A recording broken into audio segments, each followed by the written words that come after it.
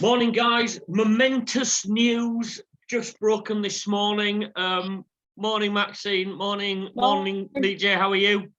Not so bad, not so bad. Full of COVID, but okay. Were you really? Trooper, you see. Even Uncle Boris told us we can go out. Even Uncle Boris says we're allowed to go out in nature and protecting the rest of the world. Thank you very much for saving the planet. You're always ill. I am, that's it, yeah. You need to get your omega-3, omega-6 levels up. Anyway, more of that another time. What we're on now today for, guys, is there'll be loads of panic. There'll be loads of people stressing. So we wanted to get some facts right. And it is the biggest news in aesthetics for probably 20 years, actually, Maxine. The news has just broken this morning that there's going to be an amendment tabled today, Tuesday, March the 1st, to the Health and Care Act, which is going through Parliament at the moment, which will give the Secretary of State for Health the powers to implement a licensing scheme for aesthetic practitioners in the UK. So a licensing scheme is coming. But don't panic. Don't panic. But don't panic. Don't panic. It doesn't mean if you're starting your aesthetic career, if you've done it, it doesn't mean you're going to get stopped. This is great news. This is what we've wanted for such a long time, and it's took. In my 12 years of aesthetics, this is the first thing that I've seen, apart from under 18s being it's law now that you can't treat them, but this is the first thing that has actually happened, so it's great. And it will be. Yeah, it's going to standardise it. Yes. But the detail of it is still sketchy because it's only announced, well, the Department for Health, the government announced last night that they were doing this today. It will go through Parliament over the next few months. It will give the Secretary of State for Health the power to implement a licensing scheme. But what they've said is the scope and the details will be determined by extensive public consultation. Now, we know there's been loads of consultations in the past, Max. Oh, we've been to every single one. So it'll be reputable training providers like myself, everybody contributing towards giving this information. And a lot of this information has already been taken anyway. You know, since 2013, Health Education England, we've been extracting that data anyway. And ACPB, our charity, will be giving lots of data and helping, towards that as well. So what I'm just going to do is I'm just going to share my screen. So let me know when you can see this, because I'm just going to highlight some of the things that we've discussed over the last 3 or 4 years. And Max, absolutely, you've always been, and Lee J as well, proponents of a licensing scheme, the scope of which is quite important to understand where qualifications fit in. But this is on screen, everybody can see now. This is July last year when the all-party parliamentary group reported. You welcome the report. You can see highlighted in red there the main things from the report: national minimum standards for training, and bringing a new law for a licensing structure, which you absolutely welcomed at the time, Max, and I'm assuming you both do now. Of course we do. Yeah, yep, definitely. Standardised, hygiene, premises inspections, just like tattooing, maybe. Well, obviously it's going to be a lot more thorough than that. Yeah. But this is what we need. This is going to set apart, and obviously, like for the public, safety, that they can go to a practitioner. They know they're going to get looked after. They know that there's aftercare. They know that they're having face-to-face consultations. There's insurance in place, and that person who's carrying out that treatment is trained to do so. Yeah, let's make one thing clear as well. This has been brought in due to the lackadaisy attitude with the minority that are doing it in hotels, backs of transit vans, buying filler from supermarket car parks. They're the ones that are making everyone else being marked with the same thing. But the ones that are doing it correct, they're not bothered about these new rules because they've got nice clinics, they've got health and safety. Antonio, it's also the insurance companies. It's exactly. Yeah. This is going to help towards improving the standards of insurance as well. So not only is it people using unlicensed products, products not from reputable pharmacies, it's the insurance. It's just like they say. I said it years ago. It's the Wild Wild West. Yeah, and what you can see is there were 7 recommendations last July by MPs, one of which we don't agree with, which is making fillers a POM. Yeah, POM. I don't agree with that. Interesting, the government last night on the end of their statement about what's happening today said they are continuing to look at that with the MHRA. I don't think that'll happen. That's, you know, I've been pretty much right all along with everything. I mean, we've even got an inspectorate in place within the charity. We did that 2 years ago. We actually set that up. I don't believe that dermal fillers will become a POM. Yeah, no, well, that will not be the case, but we can say definitely today that licensing's coming. And licensing's coming. Time frames, you know, we spoke about it off camera earlier. What do you guys think about time frames? 18 months. Yeah, it's got to be that. There's enough other things going on in the government between parties and other things, and you know, them to get things done and dusted. And like they say, they've got to have consultation. They can't just make it up as they go along. You know, No. so that's what's going to take the time to get things done properly with due diligence. Yeah, and when it is put in place, however what that looks like, I have ideas of what it will look like, because you know, we've all contributed to what we think it should look like. And I think that for those who are doing aesthetics and they've been out there for years, it's going to be what you do already. If you're working safely, competently, ethically, you know, you're a reputable company, it shouldn't affect you. And the same if you're a training provider as well. I think it'll be like the obvious things, won't it? Like, I think it'll be the obvious things that, you know, no carpets, wipeable worktops, walls, the common sense things that you should have in place anyway. I think that sounds like, you know, we're talking about that, we know it, but you know, for some practitioners, it's not. It's you know, they're not working in environments like that. They've not got wipeable floors. You know, they're just working as and when and where. And the same with training. So this is going to stamp all of that out. It is. And one of the interesting thing will be for me is how they talk about qualifications, because they're gonna there will be an element of that in it, and it'll be interesting to see what that looks like. Yeah. So at the moment we've got 5 to 7, haven't we? We have. But you know, will that be brought in? We don't know. The statement mentions mostly talks about premises. It talks about, you know, standards of cleanliness. It means being reputable. It means being safe. So all of those things we'll find out in the due course of time. But I'd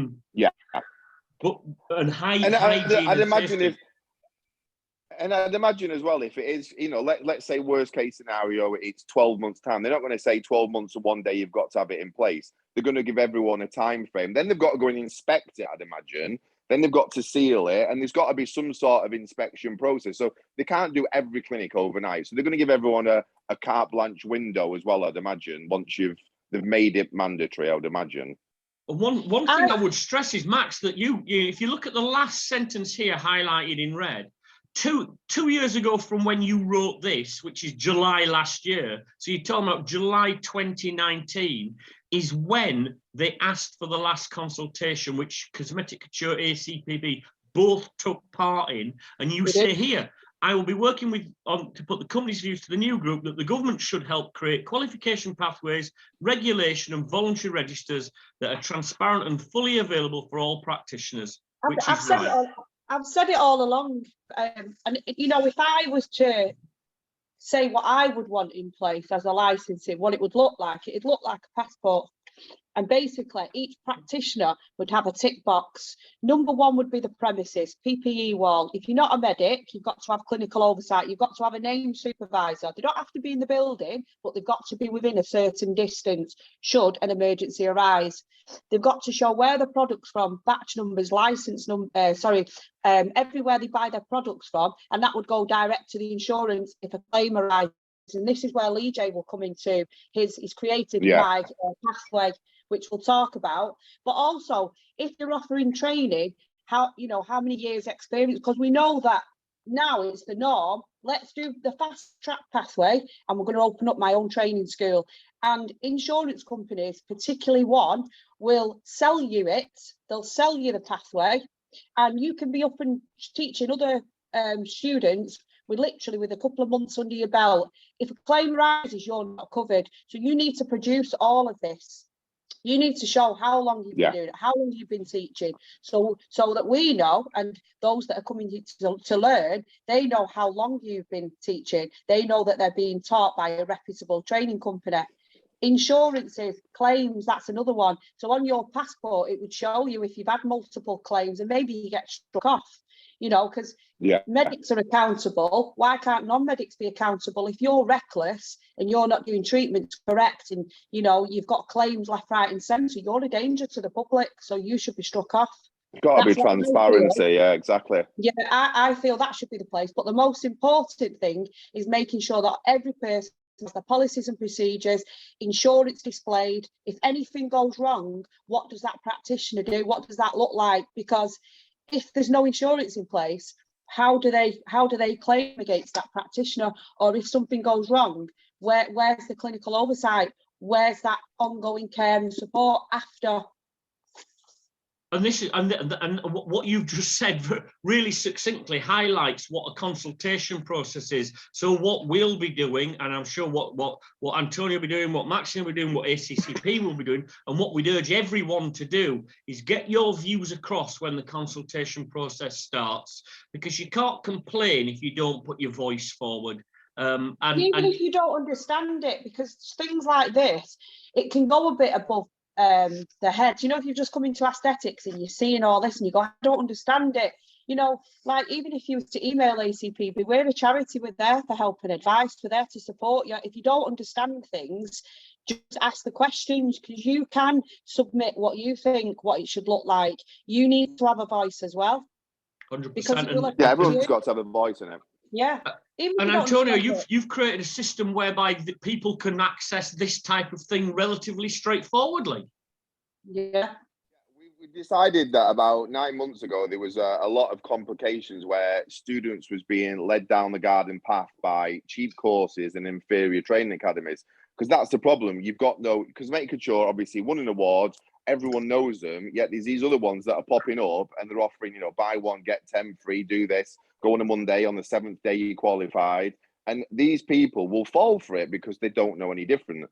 So I've developed a new system called mypathway.co.uk, where it will connect students with insurance approved training providers, where it will be transparent what they do, what they offer, what staff work for them. And most importantly, a part of the joining process, like Maxine said before, is they've got to show where the product's from, what the client had, because this is the scary thing. Off the subject, we've just took an animal to the vets. The vets gives you a little card of what your animal's got. You go to your local, you know, get your lips topped up. You don't walk out with what you just had on your lips. They don't know what you've injected into them, but they should know. So we're bringing it now onto the providers that they've got to be transparent the way they learn, transparent the way they teach, and transparent with the products they use. And if you are above board, that shouldn't be a problem. The ones that are going to be panicking now are the ones that are doing it from someone's back bedroom, going to your house, doing it in the kitchen, and they're the ones which you don't want in the industry. And unfortunately, these local press things that have been done. So, yeah, those who shouldn't even be teaching, exactly, not the experience. They just, you know, it's just it boils down to money. They shouldn't be teaching. So there needs to be that clear transparency is the word. You know, everything's there. The person who chooses that person, because you're going to choose a practitioner based on the reputation, the pictures, the images, and that can be quite fooling, because you can look at pictures, they could be edited. You could look at somebody's Instagram that looks amazing and you go to the premises and it's really shoddy. So it's not always what you're getting. And that's it. And one thing I've always said as well is that when we do this new system to show the transparency, you don't mind if there's sometimes a slight negativity review, because you want transparency. So if someone came to your clinic and said, look, I wasn't happy with that, you address it and then you solve the problem. And that's what a good clinic does, is you never get perfect. You never get 5 out of 5 constantly.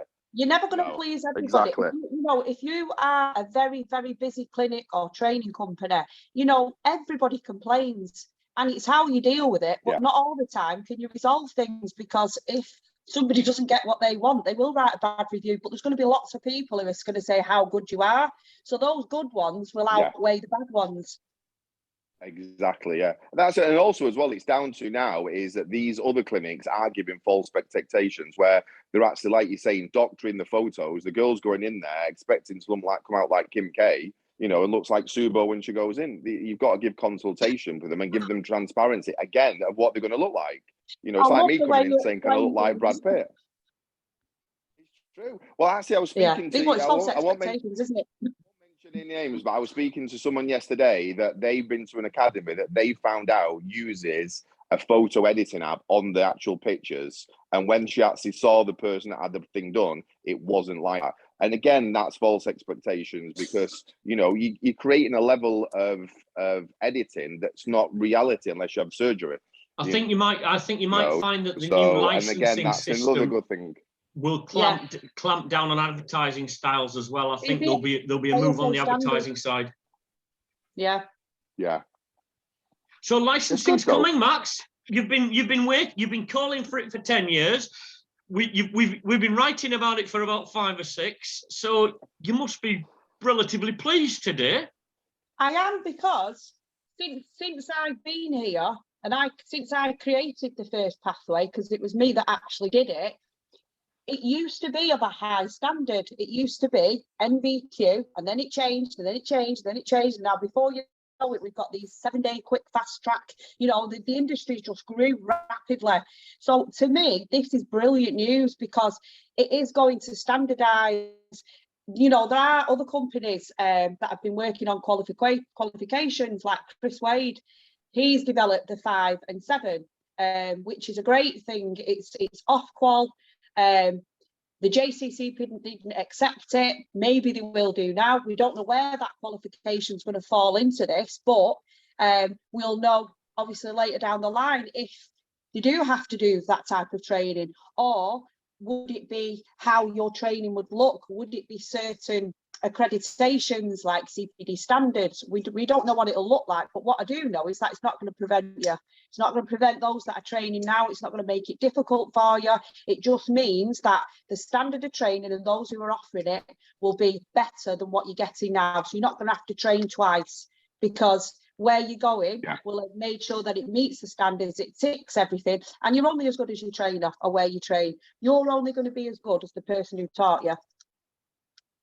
Yeah, and it'd be dead easy to find out, won't it? You'll say, "Have you got a license?" It's going to be that simple, isn't it? You're either licensed or you're not. And if you're licensed, you're a licensed. Well, that's one thing that I've been working on. Maxine knows this for the last 18 months, even with Finch and other insurers, that in Germany, when you drive your car, all your details are on your number plate. And the same thing, I think, on your website or everything, it should say qualifications, blah, blah, blah, insurance 2122. You click on it, it doesn't show any personal details, but you know, you go to that clinic, clear and transparent before you arrive.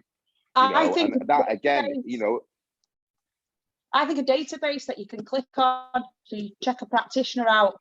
So you go on and you check them, and you make sure that they're licensed and that they're active. And as well, what I always found with the insurance companies is that no matter how long you've been teaching or doing treatments, and like say you've been doing it 10 years and you've never had a claim, your insurance premium never changes. Maybe this could be a way forward, that you get rewarded for those that have not got, you know, claims against them, and everything's recorded against that particular person, that you do get reduced insurance incentive. premium. You get rewarded exactly. for it. Yeah, I think, and also as well, I think what's going to come out of this, which I think is a good thing, is that when they do weed out the inferior places, that there'll be an even playing field. Because at the moment, you're trying to compete with academies that are not giving good quality, but all the customer sees is the price. They don't see the learning, the price. And good quality academies are kind of having to not necessarily lower their prices, but give stuff away as an incentive to bring them away from these training providers. And then it's not fair, because they're going to have to pay twice anyway, because they're going to have to come back. Yeah, looks are deceiving in 2022 now. Not everything is as it seems. A picture can look fantastic, but in reality, it's not. Apart from the way we all look on screen today, because this is purely natural. Yeah. Purely natural, no editing going on. To go back to a point you were just making, you know, imagine if this was, you know, applying to go to, you have to apply to go to university to learn certain subjects, don't you? It might come down the line that you've got to apply to get into the better colleges because they're ranked. Why wouldn't you rank them if they're licensed? You've got a criteria. Once you start getting a criteria list, then you can do all the things you were talking about, Maxine. You can reward performance. That's a great point. How rewarding would it be? You know, in like all the years that I've been teaching and the things, you know, that I've developed and standards that I've put in place for others to use that business module, how good would that be for me to get some form of recognition that, yes, I have trained thousands and thousands of students, that my premises is immaculate, the PPE wall is up to date, you know, our policies and procedures, everything that we do, that I get a bit of recognition for, that, you know, that I've done this and this is how my premises is. And you could check and you could go, yes, they are the top 5 training companies, and I might choose to go with that one down south or this one. You know, how good would that be for us? That's something that on that my pathway that we're developing now and it's finishing, is that the one thing that I wanted to do, and this is more like going to upset a few people, is I didn't realize until I got into this a couple of years ago how many people can have a certification system called CPD, yet it's 25 different variants. They all charge a different thing just to put a little logo on there. However, they don't oversee once you deliver it. So what we wanted to do, and even Maxine can attest to this, go on. Sorry, me and Pete, we did something on this quite a few years ago. We wrote a blog on it about the different types of CPDs, because CPD standards costs a lot more to have, and you are basically all your training materials, your aftercare, everything's is assessed prior to them giving it you that. So that's the only one that I know of that's not just a stamp that says the stamp on ones. But what we wanted to do was bring something in even higher than that, because I know even Maxine's so strict to this, and many times I've seen her and she's like, it made everyone do it, is the way all your teachers mark up the one way, all your teachers do everything a uniform way. And this is the one thing that I'm trying to bring in onto the new My Pathway, is that when you actually have the best training academy, the best qualifications, the best this, your teachers, when they're in another academy, could be teaching it a different way. It's a bit like now we all drive a different way than when we was taught. I think there should be something that every so often you get an inspection and you go, right, what's your marking? How do you do this? That then goes to show, because I got told of something completely off mark now. It's a very American tattoo company that does eyebrows. And if you do your teaching from the iPad and do all their boxes, similar to what Pete said, your company appears higher in their results. So if you tick all the boxes the way it's meant to be taught in person, then you appear higher. And that's what we want to do with My Pathway. So Maxine's got strict rules in her academy. Everyone's got to do it that way, you know. And I think every academy should be strict on the way that they have their practitioners working, because just because you've got one way of doing it is not necessarily the correct way. You need to have a standardized way of delivering it in person, you know, as opposed to just online that we've now standardized. I think the key word there, Antonio, is standardized. And I think what's coming now, we can absolutely see now that standardization is coming across the aesthetics industry. You will have to have a license to practice Botox and fillers. We don't quite know what you'll have to tick to get your license, but you'll definitely have to have a certain type of premises. Within your premises, you'll have to do a list of things like have a defibrillator, have a policies and procedures for A, B, C, D, E, whatever all those things are. You'll have to have no carpets and wipeable floors. You'll have to have proper taps that you work your elbows. Transparency with products, that's the thing as well. And I think as well, having a named supervisor, so whoever your prescriber is for your face-to-face consultations. I know a lot of people do use ACPB and they also use FACES. So they've got prescribers who give you clinical oversight. So we've been offering clinical oversight for many years. We have them all over the country. Other people do something similar, but most legitimate that I know of is FACES. So that's really good that if practitioners are doing that, they've got like a named supervisor. So if something goes wrong, that's who their supervisor is. And we put a thing in place. We put a thing in place for a different application, whereby we create a system, didn't we, Maxine? Whereby there are 3 types of clinical oversight, and you can have type A, B, C, or D. But whichever it is displayed on your on the wall of your practice that says my clinical oversight is Dr. such and such or nurse such and such who's available on this telephone number at these times. Where the nearest hospital is, that's what should be mapped out as well in your plan. As training providers, it's a little bit different. You know, there's medics on site and things like that. We've got PPE, well, everything's there, but also making sure that if there was a real emergency and you didn't have a PPE wall, how near is the nearest accident emergency? So that's what needs to be planned for as well. I think this will all be part of the licensing scheme. So, you know, I think if anybody wants to know more about what a license might look like, I would urge you to contact the ACPB. If you're not already a member, contact them. They're there to help and advise. Yeah, if you're watching this, join them. It's a registered charity.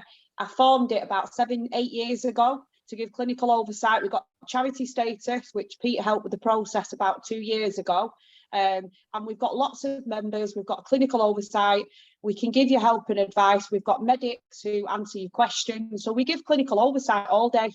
We even give CPD days, even to non-CC students. So we do assessment days. So lately we've been getting a lot of students who've trained elsewhere. They know absolutely nothing. All they know is that you put it there, there and there. So we do assessment days at one of our other branches. And if you're a training company and you're out there and you'd like to be an assessment centre, we're always looking for the centres that we can send some of these students to. And it's good because that's the only thing that I know of that we've got that's legitimate for practitioners. And the level of training that we see, you know, I really can't believe it. So I do.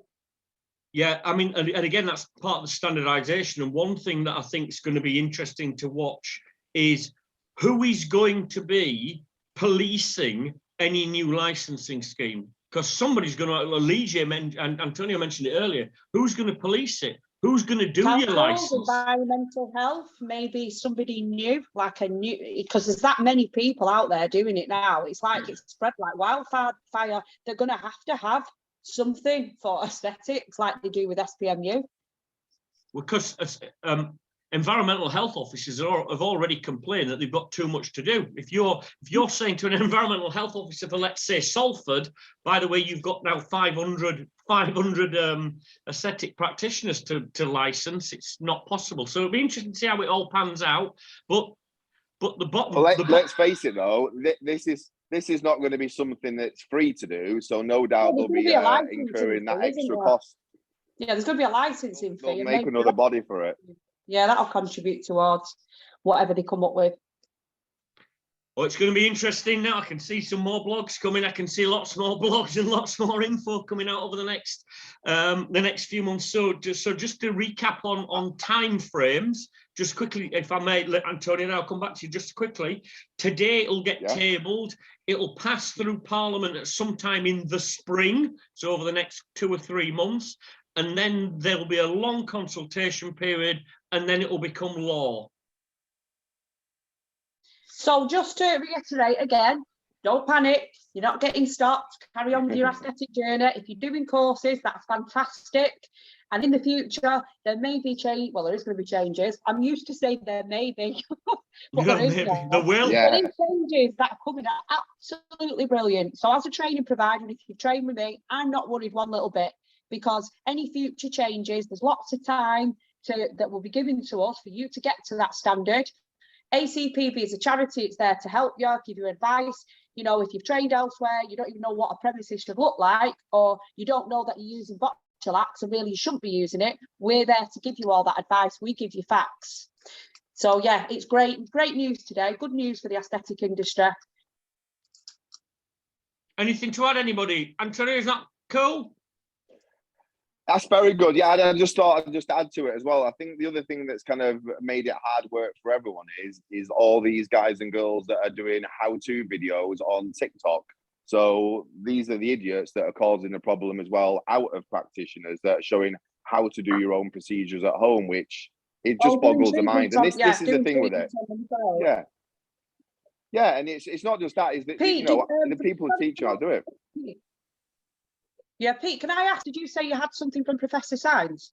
I did. I have it here. I'll just share my screen. Give me 2 seconds. So I contacted Professor David Sines, who's the chairman of the JCCP. Contacted him this morning, just asked him for his reaction, and he said, you can see it on screen. Yes, I've been aware of this for a week, Pete. Why didn't you tell me then? Anyway, he's absolutely delighted. I bet he is. Yeah, they're minded to introduce a new national system of licensing, JCCB places patient safety and protection at the heart of its activities, blah, blah, blah. Worked relentlessly over the past 4 years for the implementation of a nationally improved system of licensing, which is going to happen. And the bit I've underlined here is, he says, underpinned by mandated standards for education and training for all practitioners.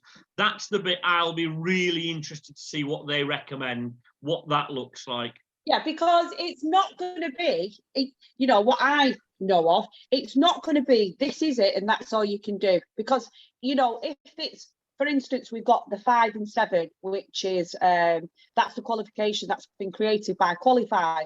So that's brilliant. You can go for that qualification, but I don't think it will just be that one.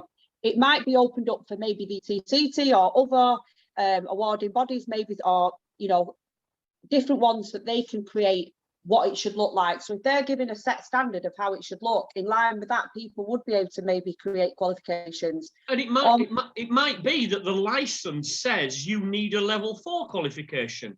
It might not. It's not going to say you need a level 7 qualification, because that's a PhD level. I don't think so, but I think as well, based on the time spent. So if, you know, like IPL, recognised prior learning, if you've been doing treatments for 10 years successfully and you've got no claim and you're highly experienced, I personally don't think you're going to have to sit and go through all that. I think for those coming in who are brand new in 18 months, you're the ones that are going to have to start from the beginning. If you're coming in now, you're going to have a bit of, you know, experience behind you. So they have to recognise experience and existing skills. Yeah. There's got to be a process for that.